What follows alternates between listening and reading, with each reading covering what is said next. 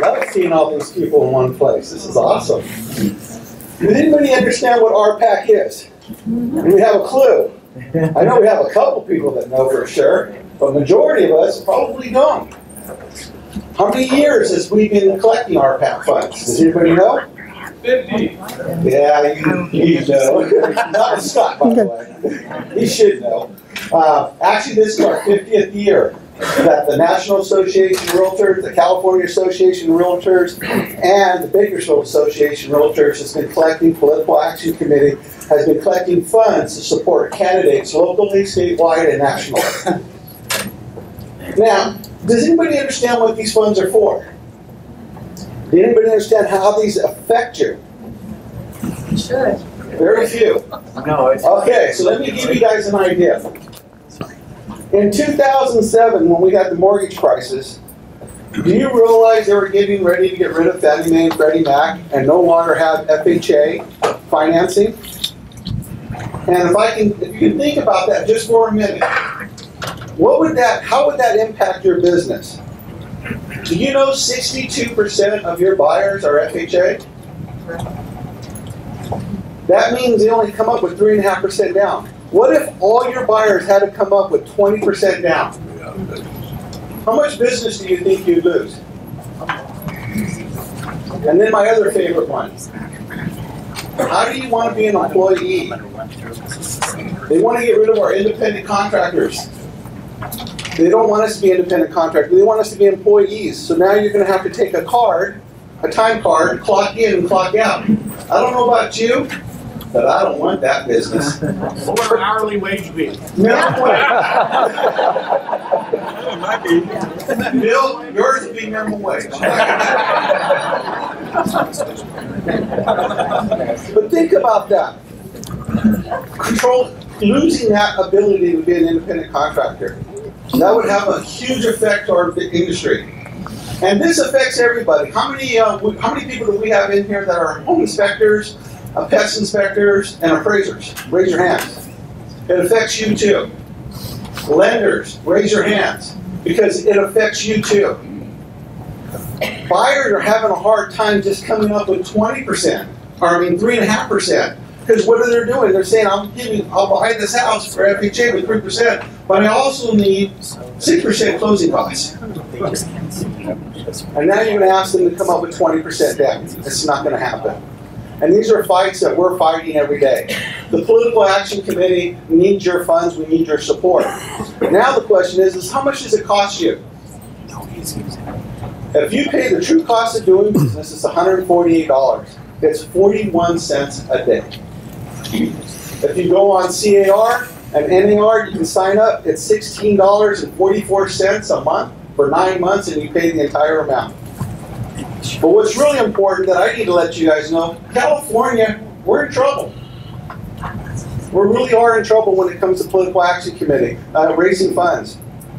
Last year we raised over $3 million, and we were less than 19%. And I want to compare that to Texas. Texas raised 46%, over $5 million statewide.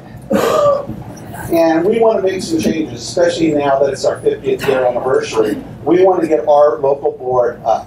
Right now we're running at 15%. What that means, oh, by the way, we got 6 yesterday. So it's gone up maybe a little more. But we got 6 people yesterday that volunteered to pay the true cost of doing business, and they're actually going to get a free trip to Ledge Day in Sacramento. And so if you have a chance, get a hold of, where's Michelle? There she is. Get a hold of Michelle or someone from the YPN and ask how you can get a free trip to Ledge Day, because it's a great opportunity for you to really get an insight of what we're doing. Really important. And if you can't pay the true cost of doing business, the $148, pay $20 a year to help us. We have a lot of issues that are going to be attacking our industry this year. And we're not Democrats, we're not Republicans. We're the Realtor Party. And we're going to support candidates that support our industry. And that's the only candidates that we're going to support. But we can't do it without having a little bit of money. We need your help. So I'm asking you guys to please get involved. This is our 50th year. We need to get our percentages up. We're at 15%, and as a goal, we're trying to get 25% as an association. That's not that many. That's 475 people in our association to pay a minimum of $20.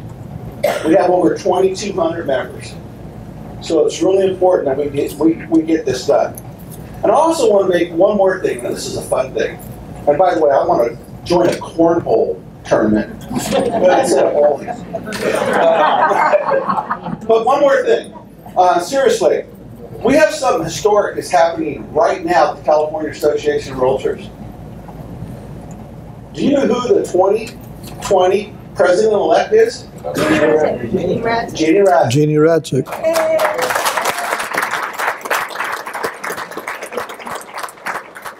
She is the third person from our local association that will be president of CAR and the first woman to be president.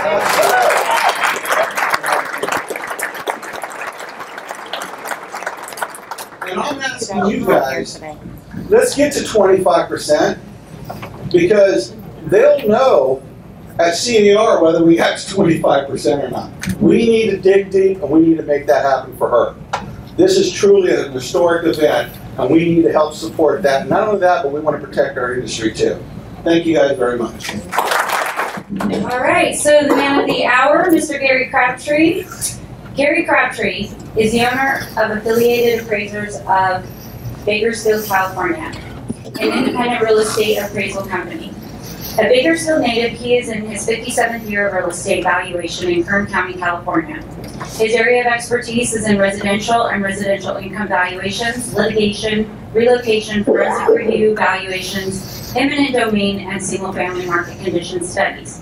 He holds the SRA designation, residential specialist, from the Appraisal Institute, the nation's largest professional valuation organization, and a former member of that organization's National Board of Directors, and has served 2 terms each of its professional standards and governmental relations committees. He is a former 16-year member of the adjunct faculty of Bakersfield College instructing real estate appraisal and an instructor for the Appraisal Institute's entry-level courses, Fannie Mae and FHA seminars. He is the author of the Crabtree Report, a monthly publication of Bakersfield housing characteristics.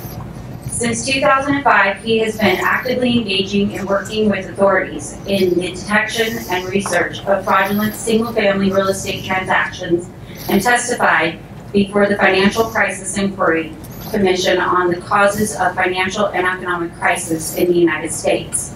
Welcome, Gary Crabtree. Thank you.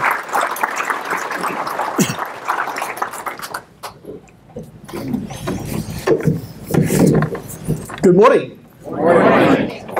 I think I could yell to have her, but I'll go ahead and use the mic anyway. I'm a wanderer when I talk anyway.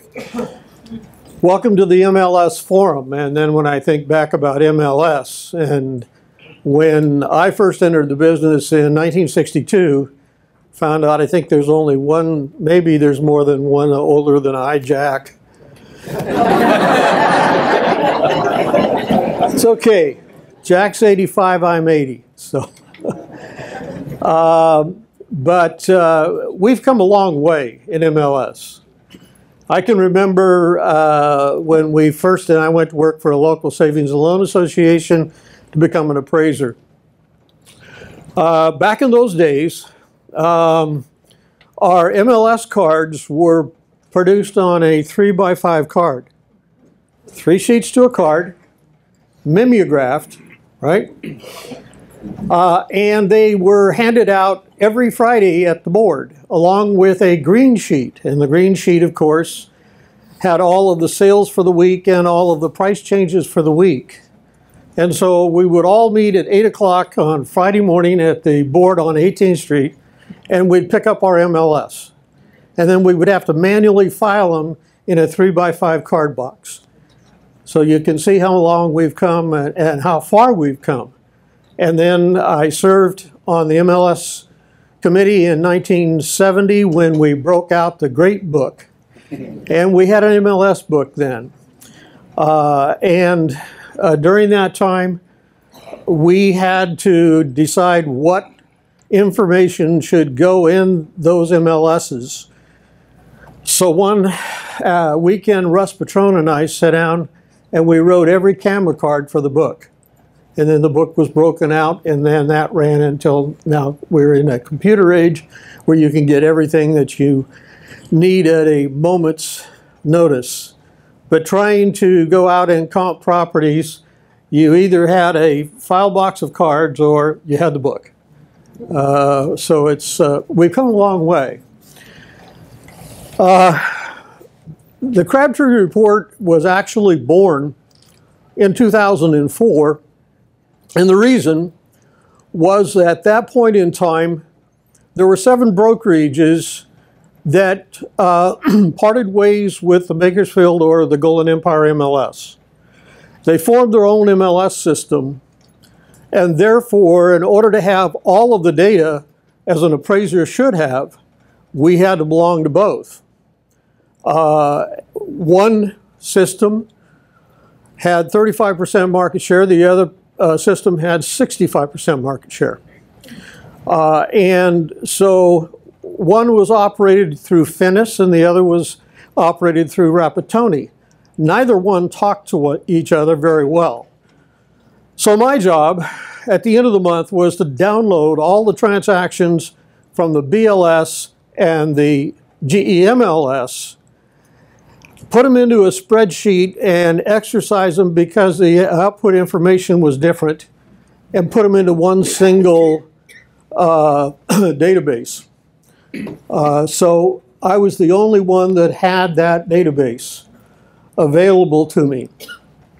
At that time, I was asked by the Board of Realtors if I would consider at least doing something, because at the same time, CAR was only getting a 65% market share of the information.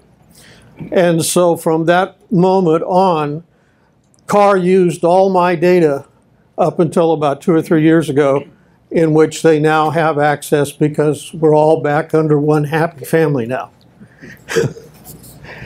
So this morning I just want to kind of go over some things with you. I have 30 slides and 40 minutes to present, so we're going to fly. I will tell you that I will offer the PowerPoint presentation to the board. If they wish to publish it on their website, they may do so. No charge, nothing else to me. So let's get started. And I'm going to deal, and the way that I make a presentation is actually through a series of charts and graphs so that you could visually understand what we're trying to point out to you. So we have to look at what the factors of the value are. Obviously, supply and demand, competition, and then we come to social factors. Social factors such as demographics, population, employment, wages, all affect value. Economics, interest rates, credit availability, income levels, all affect value. And then comes the government. Taxes, fees, services, infrastructure, and in our particular case, this is where the new construction market has probably been hit the worst, with impact fees. The average impact fee for a new construction home in Bakersfield today is $28,000. That's tacked on to the price of a new home. Now, to make matters even worse, next year they will have mandated PV solar. So you can add another $10,000 on. And don't get me started on that because we won't have enough time. And then, of course, environmental, and we have to deal in the valley here not only with water but air quality. So let's take a look at the local economy, and the next couple of slides are only through 2017 because that's as up to date as I can possibly get them from the federal sources that I use. But let's take a look at income trends. This is the median family income as published by the U.S. Bureau of Census A1CS. And the blue line is the U.S. average, median family income from 2006 to 2017. And so in 2017, the median family income in the United States was about $74,000. The goal line represents California. Whoops. Goal line represents California. And in 2017, median family income in California was $82,000. The red line represents the Bakersfield MSA. The MSA is entire Kern County because they don't break down just Bakersfield. When I do my numbers, I break down just Bakersfield alone, but this is the only public data available. As you can see, in 2006, we had a median family income of about $58,000. And in the last 2 years, and this would be 2015, 16, and 17, our median family income dropped 7.5%. Why? Well, you can each have your own theories. My theory is, number one, oil. The oil patch went. Those were high-paying jobs. State Farm, 1,500 jobs systematically being transferred out to by next year they'll close Old River. Those were high-paying jobs. We are not creating jobs. Consequently, our median family income is going down. And I don't know what it'll be for 2018 because, of course, we will have to wait till September of next year to get that number. Looking at the gross domestic product of the Bakersfield MSA from 2010 to 2017, as you can see, our gross domestic product took a dip 2015 and 16, again, oil. Gross domestic product came to $37.3 billion in 2017. So the GDP for Bakersfield MSA actually rose 2.9%. Ironic that the United States GDP just was reported at 2.9%. Population trends. This is kind of an interesting slide from 2012 to 2018, again, Bakersfield MSA. Our population in 2018 is estimated by the State Department of Finance, who runs these numbers, at a little over 900,000 people for Kern County. Last year, we had a little over 1% population increase. The trend is quite interesting because if you look at the natural population increase, that's birth versus death, if you will notice from 2012 through 2018, our birth rate is actually going down. The death rate, however, is going up. So basically, what I'm saying is that our net increase, net natural increase, has gone from 89.76 in 2012 to 69.26. That leaves us then with net migration, and as you can see in the last 2 years, we've turned the corner. These are negative numbers. In other words, in 2016, we had 6,000 less people that have left the Bakersfield MSA. However, our net migration in last year was 2,600. The net immigration was 21, so we actually gained 470 people. But the last 2 years, we've turned the corner. Look at all the sea of red for the previous 5 years. Again, Kern County still is outproducing on the birth ratios more than the rest of the state. The state average is 1.71 births versus birth to death ratio. Kern is 2.11. 2 years ago, that was 2.5. So population-wise, again, we're turning the corner. Looking at employment trends, and this is actually for Bakersfield, not the Bakersfield MSA. The blue line represents the Bakersfield labor force for 2 years. So our Bakersfield labor force was just a little over about 202,000 2 years ago. We ended the year at about 198,000. So the labor force has remained reasonably stable. The green line represents the actual employed. And again, 2 years ago, actual employed was about 185,000. And we ended the year at about 187,000. So you can see that employment is rather level. The difference, obviously, between the two is that our unemployment rate has declined to where we are at now at about 5.4%. So looking at last year, labor participation rate increased 1,600. The employment number increased 5,900, which is a good thing. And I lost my coffee. So that actually means that from 2017 to 2018, we had an unemployment rate from 7.7 down to 5.4. So our unemployment numbers are looking good. The rest of the county added 5,000 to their labor participation rate, and the employment added 3,100 jobs. However, their unemployment for the rest of the county went from 9.2 to 10%.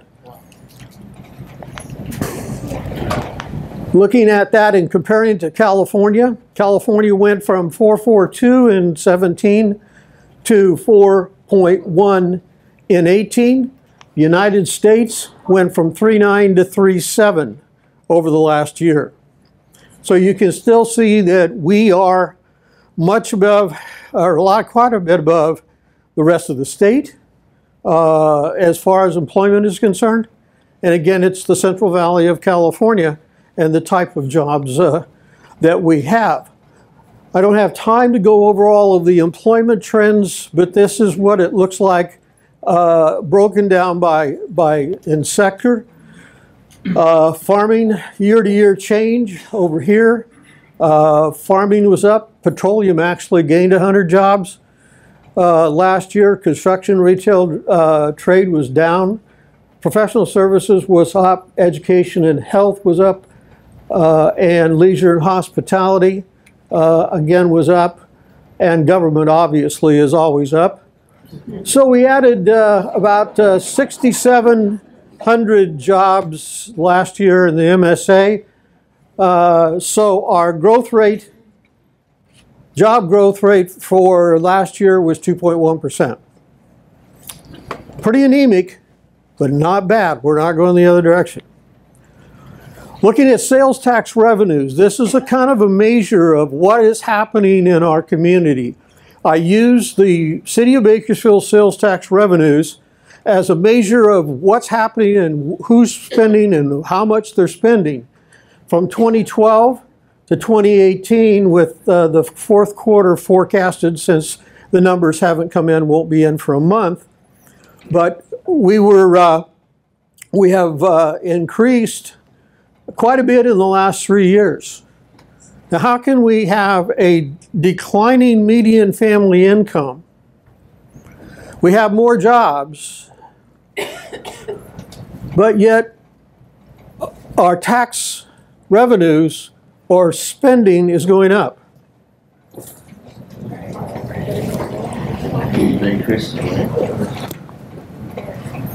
My conclusion is that that is due to the underground economy, the off-the-books money that is not being reported as taxes. But even then, we look at it, retail sales tax tells us that we were up 3.5% last year. Pretty good. Interest rates, I think we all follow those quite readily, but if you're looking from the peak of the market at January 2005, the green line represents 30-year fixed, the blue is 5-year ARM. But of course, we were up in the 6.5 range. We bottomed in 12 and since then had been languishing along, and since 17, the interest rates have gone up. That's that's impacting the housing affordability.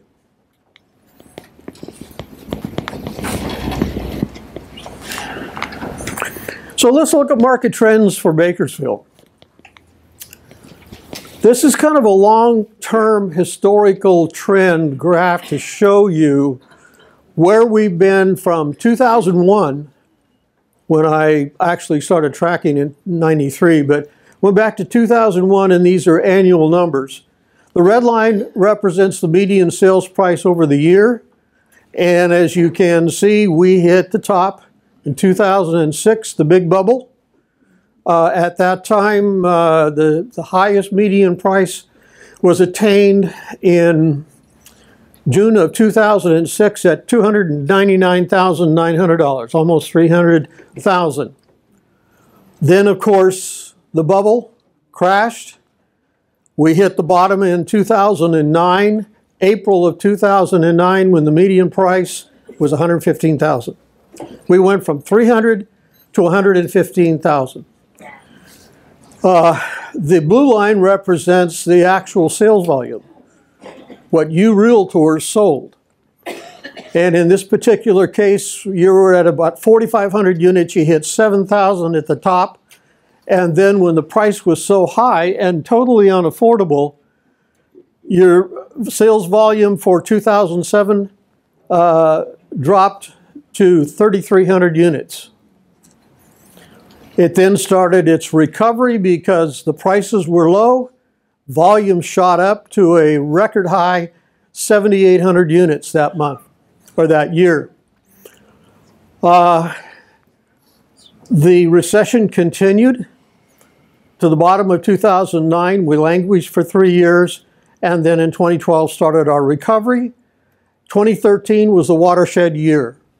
We actually, during 2013, our median price increased 30%.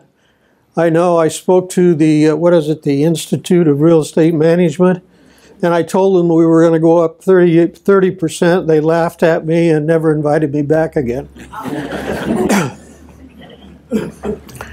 But as you can see, we're slowly recovering. Most of the United States has fully recovered from this recession. We still have not. We are still 20% below the peak. Most all of the other communities in the country have recovered. There's a couple of pockets. One of those pockets is the Central Valley of California. However, we look at the end of the year. We ended just a little above 240,000. Which was the same as what it was in 2005, so we're back to the future. But we still have about 18 to 20% to go in order to fully recover from the recession. We have leveled out as far as sales volume is concerned, and we're running right around 61 to 6,300 units a year. So it's stable.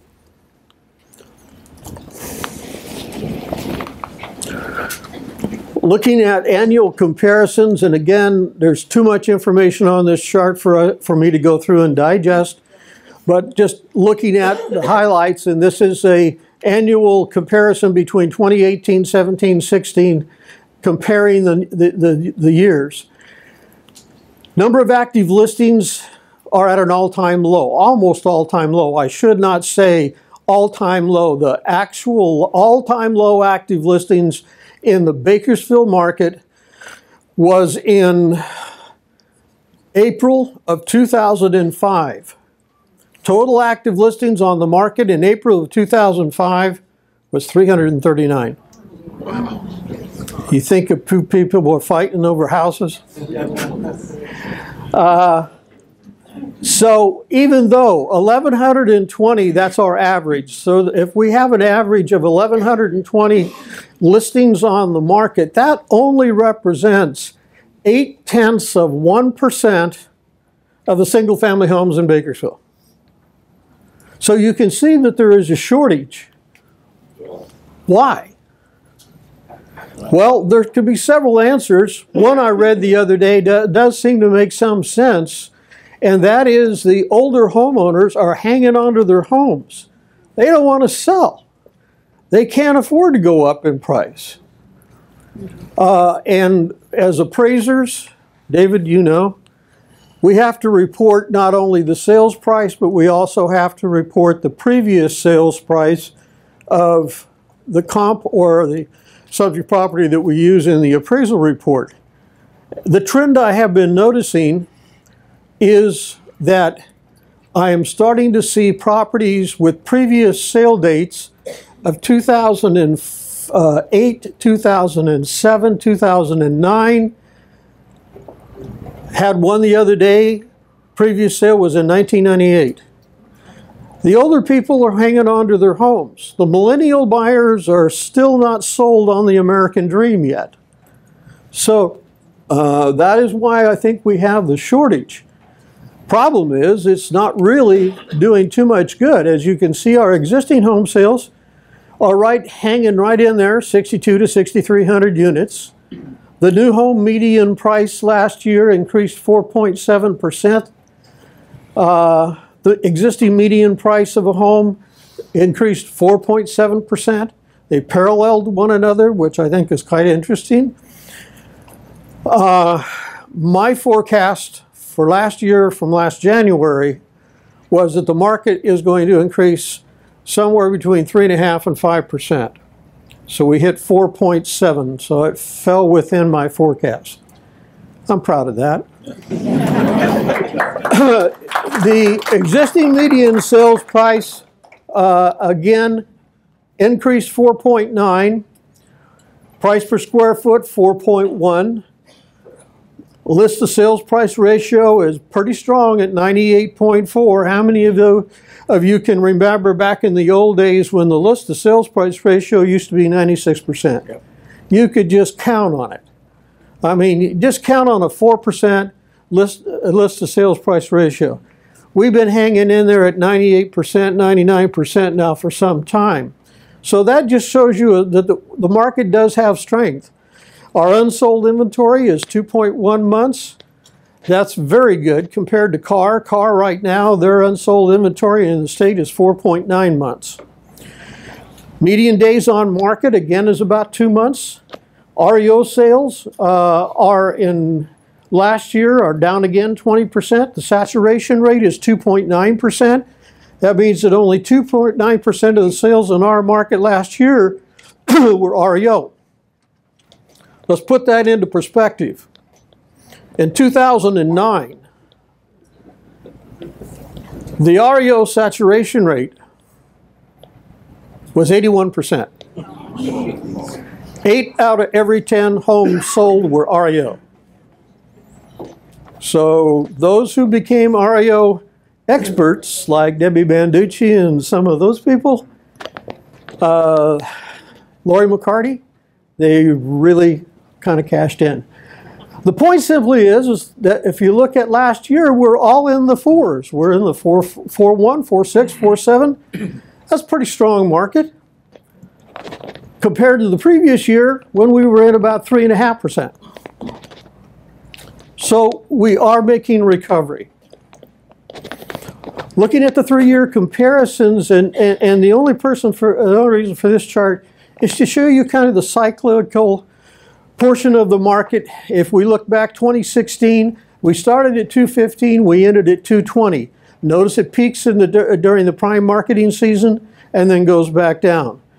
2017, we started at 215, we ended at 238, and we held pretty good during the winter marketing months in there. In 2018, we started at 228, ended up at 242, and again, same thing, and we ended with a reasonably good winter market.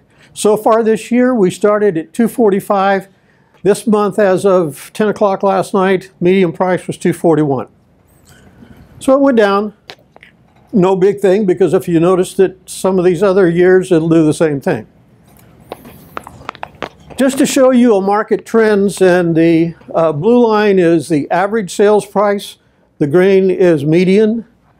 And this is over the last 2 years. Again, you can see the cyclical trend. If you look at June, July, and August, it peaks.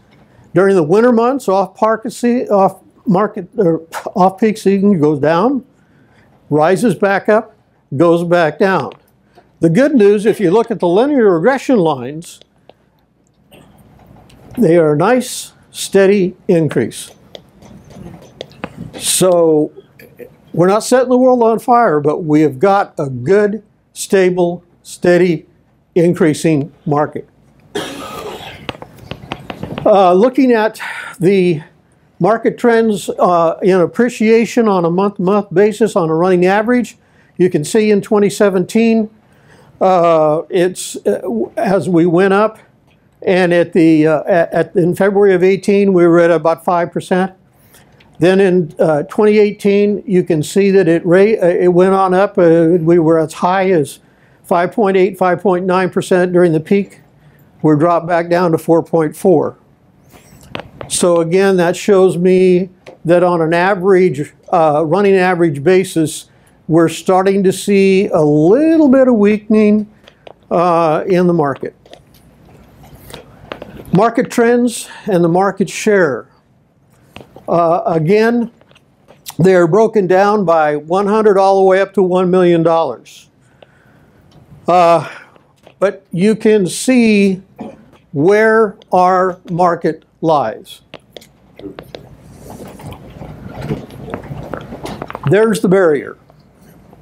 The barrier is probably right around a little over, last year it was 300,000, it's a little bit more than that. But if you look, the market, the breadth of the market is right here. Almost 1/2 of the homes sold are between $200,000 and $300,000. After you get over 400,000, you get into rarefied air. To where you get up to the $1 million market, I call it the Mary Christensen market at 0.4%, 0.4%. But if you again look, 92% of the homes sold in Bakersfield last year were under 400,000. Above 400,000, only 8%. So if you're approaching a seller for a listing and they're saying, you know, we'd like to go above 400,000, point them to this slide and say, this is what happens. Your market share is going to be dramatically reduced. Marketing times, again, average is red and median is blue. But again, the only purpose for the slide is to show you, again, how cyclical and how seasonal our market is, and it's very normal. So we always see at the winter months, we see an increase in marketing times, in this case 35 to 40 days in median. During the summer months, we drop into the 20-day market.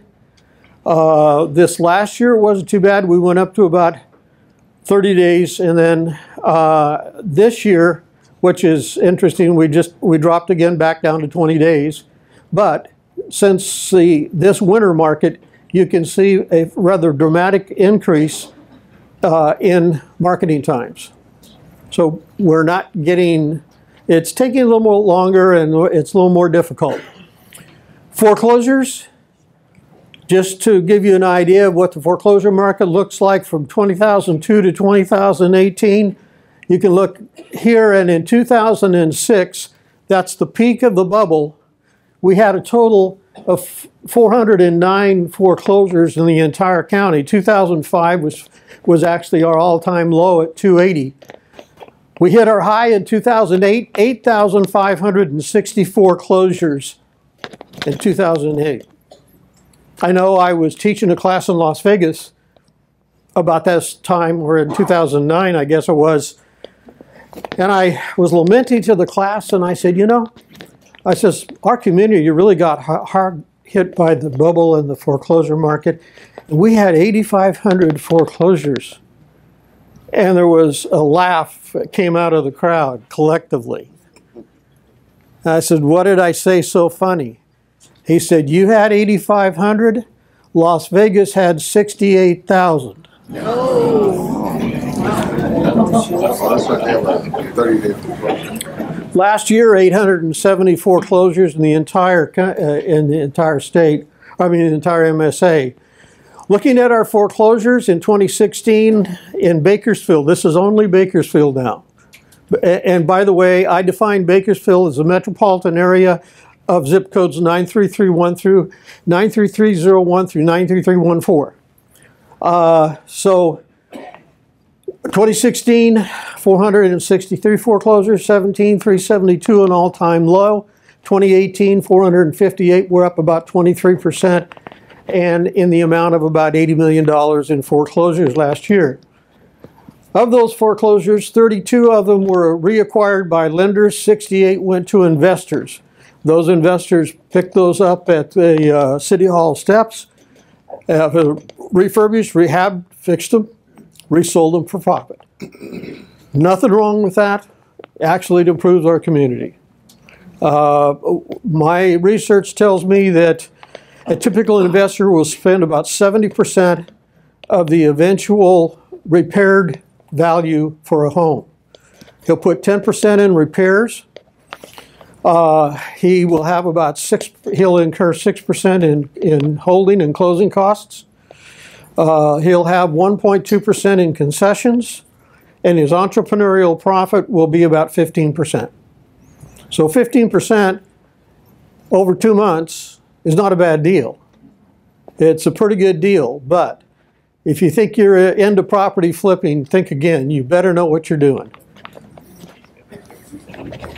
New construction, building permits 2008 as 968 last year. We ended with 1188 in the city of Bakersfield. So you can see our new construction market has been tapering off a little bit over the last 3 or 4 years, but it's still up there fairly healthy.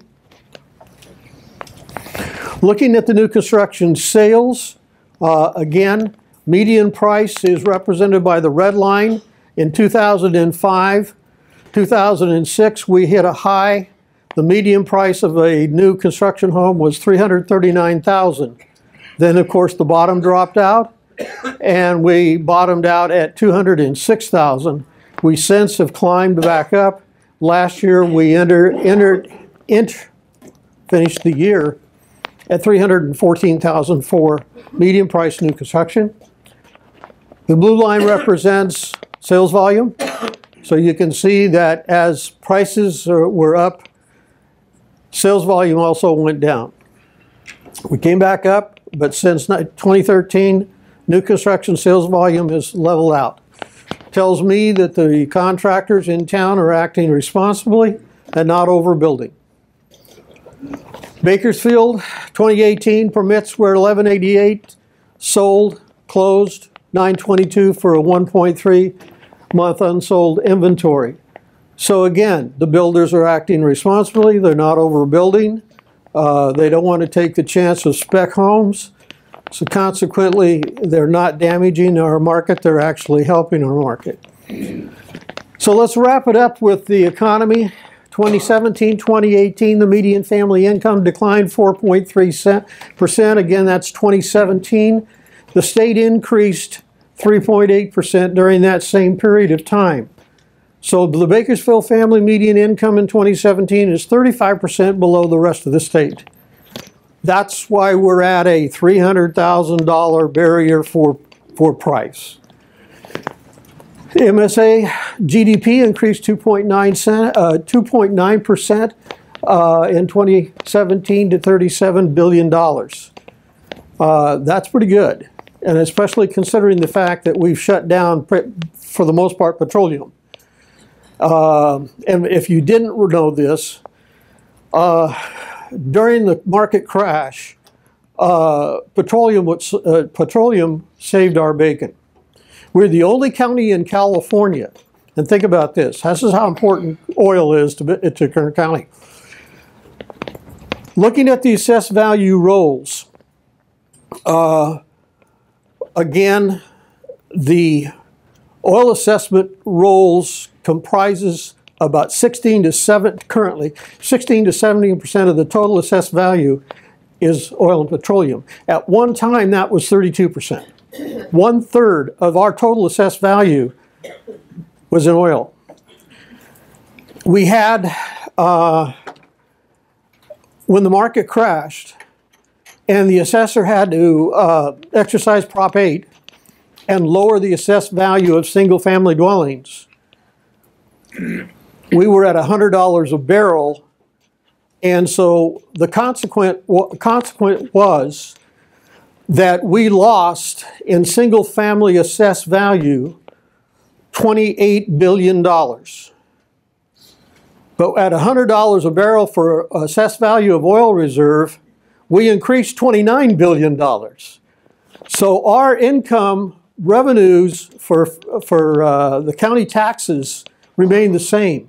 It wasn't that the way for the rest of the state. They all took a hit. So thank God for oil. Natural population increase, as I showed, has been declining, meaning births are declining and deaths are increasing. Oh, and then we've also seen immigration increase over the last 2 years. Not by any large measure, but by at least something that would say we'd call turn the corner. Labor participation rate was declining, but jobs increased, so we had a 2.1% employment rate for last year, unemployment growth. Sales tax revenues up 3.5%. Interest rates over the last year increased 69 basis points to 4.64. It impacted our housing affordability index by 2%. We're at 54%. Now 54% meaning that 54% of the median family income families can afford a median priced home. Compare that to the rest of the state, 26%. We are double. That's what makes Kern County attractive, because we are affordable. We're affordable, and that we should be selling every day. You know, of course, we lost our high-speed rail link to LA. But of course, now we'll be able to get to Merced.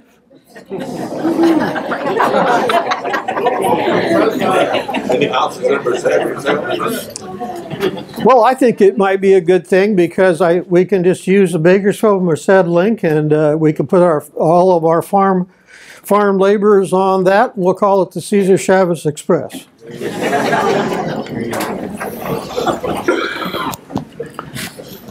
So the market, in recap, median price increased 4.7 versus 3.6 a year ago. New home price increased 4.7 from 300 to 314 over a year ago. Sales volume increased 1.9%, so we're doing okay. Unsold inventory declined 2.1 months. Marketing time declined 4% to 48 days. REO sales decreased 20% to a SAT rate of only 2.9. It's good. 44% of all your sales, though, are from $200,000 to $300,000. 92% of the sales are under $400,000. So you got rarefied air above $400,000. So overall, a very stable and slightly increasing market, given the economy that we find ourselves in. Okay, this is where I stick my neck out. 2019, I think the overall local economy will continue to limit the market and any strong increase, because we still don't have jobs. We have State Farm moving out, the oil patch is moving out, and we have nothing coming in to replace it in terms of high-paying jobs. Yeah, we're going to have the Amazon Fulfillment Center with 2,000 jobs at $12.50 an hour. That's the same thing as farm labor. So without any high tech, without any high-paying jobs, we have nothing to drive our community in terms of higher pricing. I'm forecasting a median price appreciation of somewhere between 4 and 4.5% next year. The state is forecasting 3.1. I think Bakersfield, because of its affordability, is going to outperform the rest of the state. Supply is going to still remain low, and that's going to continue to fuel the new construction market. So as long as the new construction people keep their price points where it's competitive, we're going to do okay. Sales volume, probably going to remain about the same, 6,000, 6,100 units. Interest rates, jury's still out. We still think that there's going to be a couple of rate increases this year, but they're going to be so slight that I think it's going to have a very minimal impact upon the market itself. It may cut the affordability index by 3%, which means we go from 54% down to 51%. We're still twice as affordable in the rest of the state. Or you can go to San Marin County, where housing affordability index is 8%. So jobs and housing affordability is going to drive our market going forward.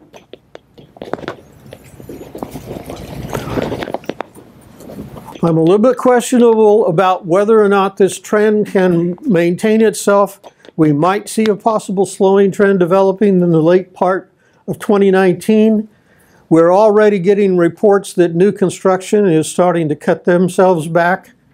So that might have some impact, but I don't think that it will be anything major. And in maybe 2020, we might find that we will slip into a slight recession.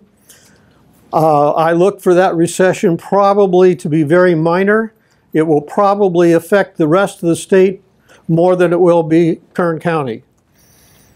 Now, don't ask me, this is gut, but don't ask me why. But over 58 years in tracking the market in Bakersfield, what I find is kind of weird, that when the rest of the state starts going down, we do okay, but we always lag behind the rest of the state going into a recession. So when the state goes into a recession, you can count Bakersfield to start their recession somewhere between 9 and 12 months later. Of course, the reverse also holds. When they come out of the recession, it takes us 9 months or so to catch back up. So, well, I have 5 minutes for questions. I do produce the Crabtree report. It's 12 issues for $350 a year, and I'm pleading with you to subscribe. This report started in 2005 with 119 subscribers. I'm down to 39. So it's not making it economically feasible for me to continue the report unless I have some help either via subscribers or some grant money, because it is no longer feasible for me to do it. And so at this time, if I can't find funding for my work, I will be shutting the Crabtree report down at the end of the year. So, questions? We have 4 minutes.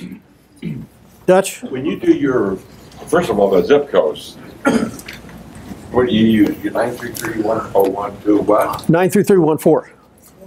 14. So 14 only, okay, that's what I thought. And then when you do that count, you got active contingent. You call it active contingent and active?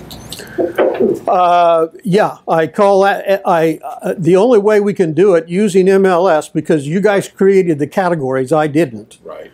So you got, when you go to pending, I'm using pending and contingent off market as pending sales. Okay.